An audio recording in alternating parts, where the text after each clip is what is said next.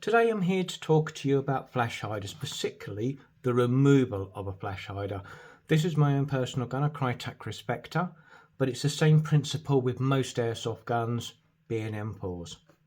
Now, the first thing you want to do is check to see if the flash hider has some kind of retaining screw.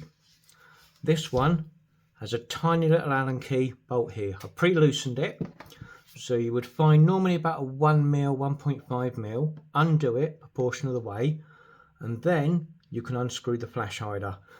I have seen many barrels all chewed up or needed to be replaced because people have put mole grips on them because it won't undo, and it turns out they've not loosened that little screw. Some guns, they don't have it present, but you need to check first.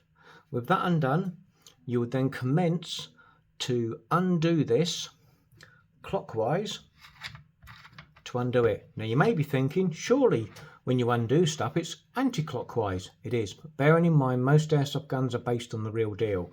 So I would say a majority of guns, not all, majority, it undoes clockwise. If you had any doubts, just try when you go to undo your flash hider, just give it a little bit of movement each way and see which one seems to be the looser one. Or you can always do a little bit of research online and see what the thread is. As a rule of thumb, most rifles tend to be 14mm, so most 14mm silencers fit. I have installed a little O-ring at the front to give a bit of padding so that I can adjust it better, because I'm planning to install my lovely Bitfrost tracer unit to give that extra effect. And I simply screw that down,